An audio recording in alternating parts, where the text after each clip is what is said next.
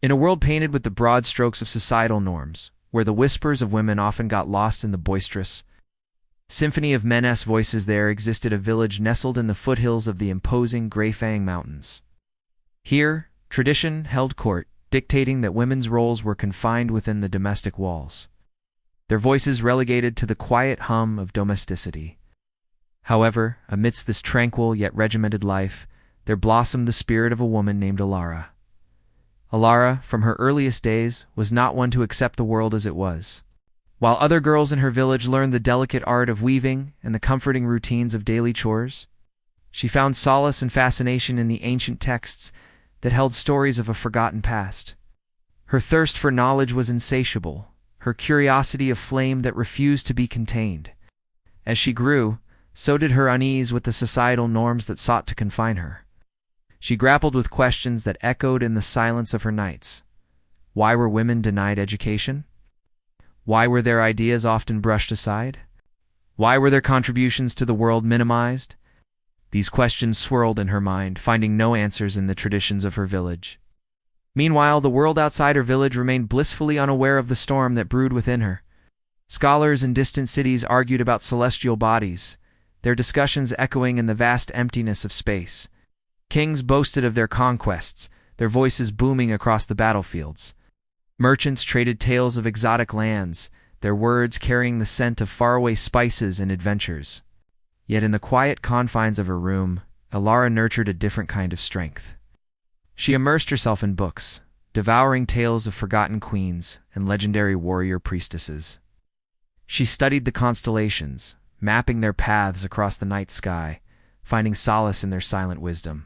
She observed the natural world, understanding its rhythms and cycles, learning from its quiet resilience. And as she delved deeper into these studies, something remarkable happened. A quiet revolution sparked within her, fueled by the embers of injustice and fanned by the winds of change.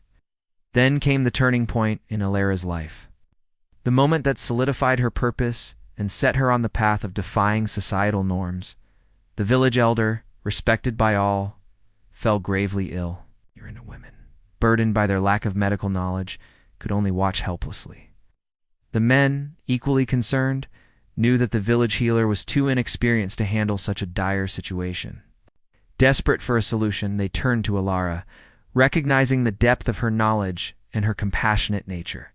Initially hesitant, unsure if she was truly up to the task, Elara's sense of duty and love for her community propelled her forward.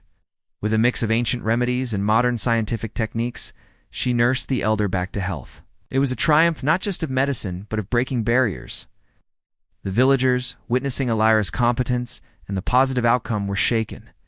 They saw her not just as the village elder's caretaker, but as a beacon of a different way forward. This event was a pivotal moment, cracked open the rigid shell of tradition, allowing a sliver of light to peek through. It was the beginning of Elara's journey from a respected member of the village to becoming a force to be reckoned with. The seeds of change were sown, and soon the winds of transformation began to blow. The news of Elara's extraordinary deed spread like wildfire through the valley. The neighboring villages, grappling with their own societal norms, sat up and took notice. For the first time, the idea that women could be more than just housewives took root.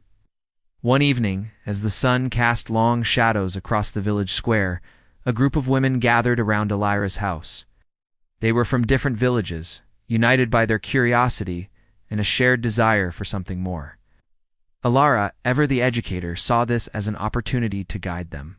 She shared with them the knowledge she had gained, not just from books, but from her experiences, showing them that women had much to offer the world beyond domestic duties. The group, inspired by her words, pledged to do the same in their respective villages, forming a network of women eager to break free from the shackles of tradition. And so the movement grew, like ripples spreading across a pond, expanding, deepening, becoming a force that couldn't be ignored.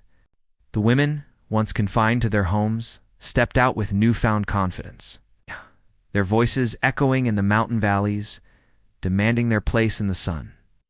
As the movement gained momentum, it inevitably caught the attention of the men in the community. Some were resistant, clinging tightly to the old ways, fearing the disruption that change brought. Others were intrigued, observing the positive impact the women were having, recognizing that the world was indeed changing.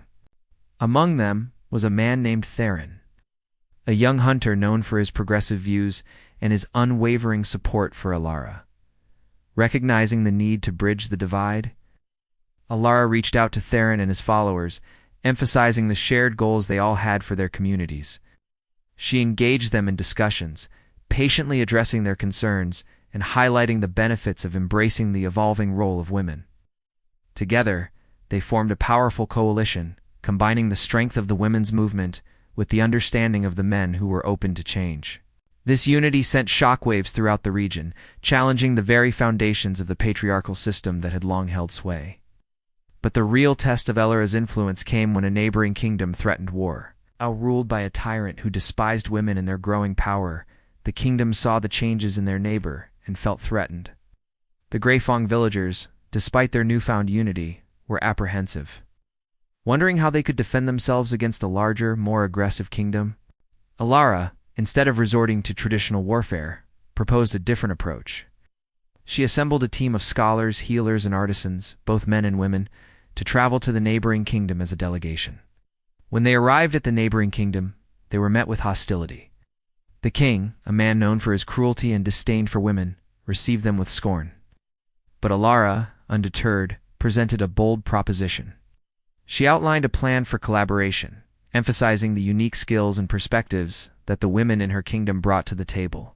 She demonstrated how their combined efforts could bring prosperity to both kingdoms, challenging the king's narrow view of the world. The king, initially enraged, found himself contemplating Elara's words. The assembled scholars and officials began to see the merits of her proposal, realizing that true strength lay in diversity and inclusion. After much deliberation and some shrewd negotiations led by Elara, a treaty was signed. The war was averted, and a new era of cooperation began. This victory was not just a triumph over a tyrannical ruler, but a resounding statement about the power of women's voices. It challenged the conventional notions of strength and diplomacy, proving that a woman's place was not just in the home but at the forefront of decision-making.